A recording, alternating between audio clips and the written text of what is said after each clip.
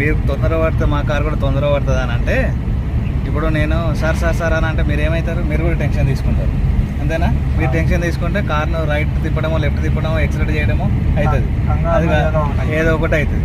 అంటే ఇప్పుడు నేను కూల్గా చెప్పినప్పుడు మీరు కూడా కూల్గా దాన్ని పాయింట్అవుట్ చేసుకొని క్యాప్చర్ చేశారనుకోండి, మీకు కూడా ఈజీగా డ్రైవ్ చేయడానికి ఛాన్స్ ఉంటుంది. అంటే ఆ సిచ్యువేషన్లో మీరు ఏం ఆపరేటింగ్ చేస్తున్నారు అనేది మీకు క్లారిటీ అవుతుంది అన్నట్టు. ఆ టైంలో బ్రేక్ చేయండి స్లోగా, డన్. బ్రేక్ రిలీజ్ చేయండి, వెళ్ళిపోతూ ఉంటుంది.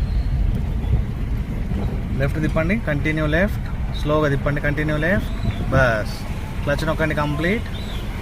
చూడండి, మీకు ఫస్ట్ డేలో ఇక్కడ ఫాస్ట్గా తిప్పుకున్నారు, ఇప్పుడు చూడండి స్లోగా నిదానంగా టర్న్ చేసేటప్పుడు వెహికల్ నిదానంగా ఎక్కడ కూడా జరకు రాకుండా టర్న్ అయింది. క్లచ్ రిలీజ్ చేయండి. మీరు గుర్తుపెట్టుకోవాల్సింది ఏంటంటే, ప్రాపర్గా టర్న్ చేసేటప్పుడు రైట్ కానీ లెఫ్ట్ కానీ టర్న్ చేసేటప్పుడు మీరు ఇందాక లెఫ్ట్ టర్న్ తీసుకున్నారు. లెఫ్ట్ టర్న్ తీసుకునేటప్పుడు రైట్ సైడ్ నుంచి ఏ వెహికల్ వస్తుంది అనేది అబ్జర్వేషన్ చేయాలి, ఓకేనా? రైట్ టర్న్ చేసేటప్పుడు లెఫ్ట్ ఏ వెహికల్ వస్తుంది అనేది అబ్జర్వేషన్ చేయాలి. హారన్ చేయండి, ఎస్.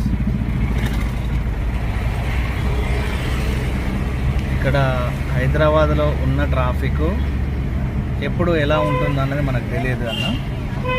రైట్ తిప్పండి కొద్దిగా, డన్. స్ట్రైట్ చేసేసుకోండి. అంటే ఫ్రాక్షన్ ఆఫ్ సెకండ్లో ట్రాఫిక్ క్రియేట్ కావచ్చు, మన వల్ల కూడా ట్రాఫిక్ క్రియేట్ కావచ్చు. అంటే మనం సడన్ బ్రేక్ చేయడం వల్ల ట్రాఫిక్ క్రియేట్ అయిపోతుంది. అంటే మనం ఒక సడన్గా ఆగిపోగానే మన ఇంకా కంటిన్యూగా చైన్ సిస్టంలో వెహికల్స్ వస్తూనే ఉన్నాయి కదా, ఆగిపోతారు. హారన్ చేయడం వల్ల మనకు ప్యానిక్ అయిపోయి మనం క్లచ్ సడన్గా రిలీజ్ చేయడం జరుగుతుంది, లేదంటే ఆ టెన్షన్లో ఎక్సిలేటర్ ఇవ్వడం జరుగుతూ ఉంటుంది. ఆ టైంలో కూడా నీకు అక్కడ నుంచి వెహికల్ అనేది మూవ్ కాదు. అప్పుడు ఏమవుతుంది, నీకు అక్కడ వెహికల్ ముందుకు వెళ్ళడానికి ఇక ప్యానిక్ అయిపోయి ముందుకు కదలలేకపోతాం అన్నట్టు. మనం బ్రేక్ చేయండి స్లోగా, ఎస్. బ్రేక్ రిలీజ్ చేయండి. అక్కడ ఉన్న వైట్ లైన్ దాటకూడదు, మనం డిస్టెన్స్ మెయింటైన్ చేయాలి. టర్న్ చేసేటప్పుడు మిర్రర్ అబ్జర్వేషన్ చేయాలి. మేడం చూడండి,